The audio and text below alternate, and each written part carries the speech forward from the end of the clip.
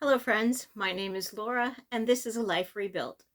This channel is for people that are starting life over again for whatever reason, especially late in life. And this week's video is about making progress when you feel like you're swimming upstream. What does the critter hat have to do with that?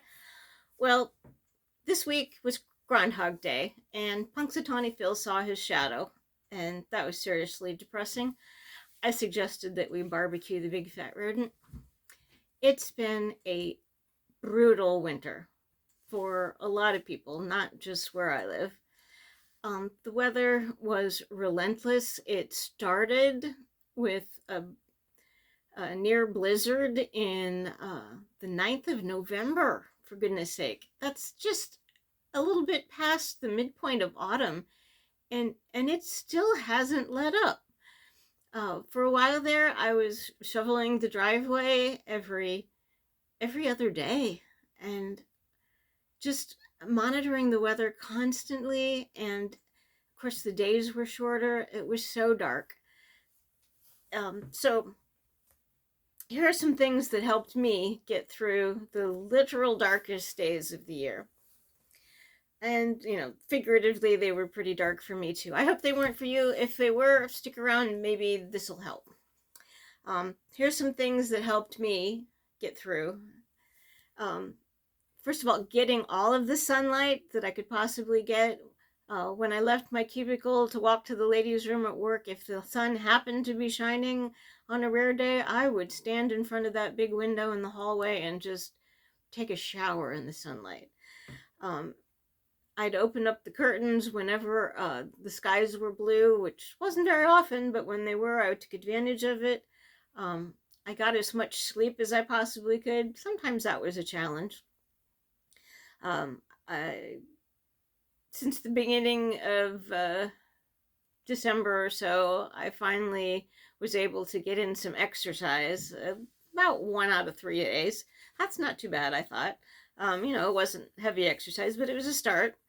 And I got in as much nutritious food in me as possible, especially vegetables. I need more vegetables in my diet. Don't we all? So just taking care of myself was the first thing that helped me get through this time. Another thing that helped me is just taking all the help I could get, all the help anyone offered. It wasn't a lot because I don't have as many friends as I like. That's one of the things I'm working on correcting in my new life is building a lot of, well, maybe not a lot, but at least some important friendships. One relationship that really helped me out was just my doctor. I went to see him the first week of, no, it wasn't the first week. It was about the third week of January, and told him everything that had been going on. And well, honestly, he said, we need to get you through January. And I left with a prescription for anti-anxiety medicine. Haven't had a big need for it yet, but really it just helps knowing that it's there if I need it. It's not one I have to take every day. I wouldn't have been too cool about that. I'm already taking so many prescriptions and supplements every single day.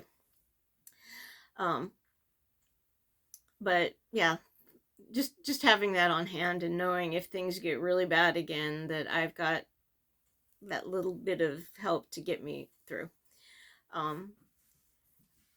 And a big mental help for me during the last couple of months has been just realizing that if you regress, if we're used to regressing during a rough time, maybe you can't keep up with the housekeeping and everything just gets to be a disaster.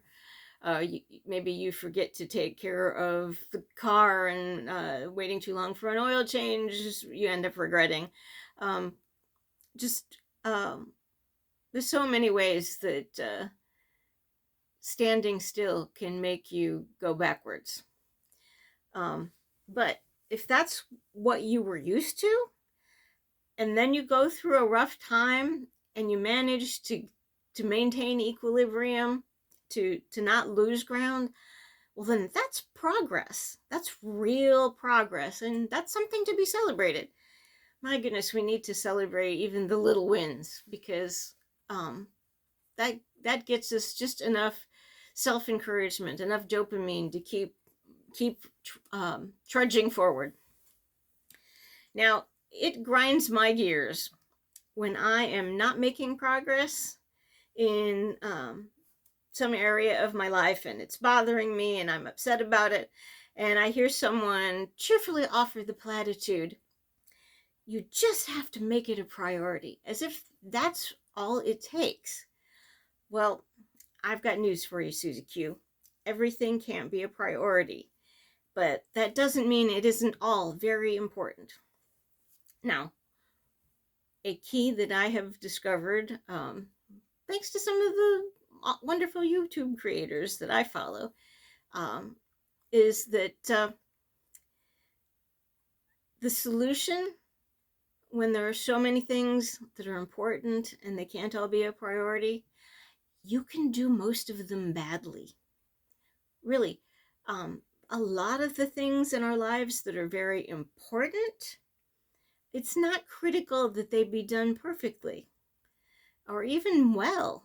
They just need to be done. Shoveling that driveway is a good example. It doesn't have to be completely snowless. I just have to be able to get my car in the garage. And my laundry, I have done less than perfectly over the past few weeks.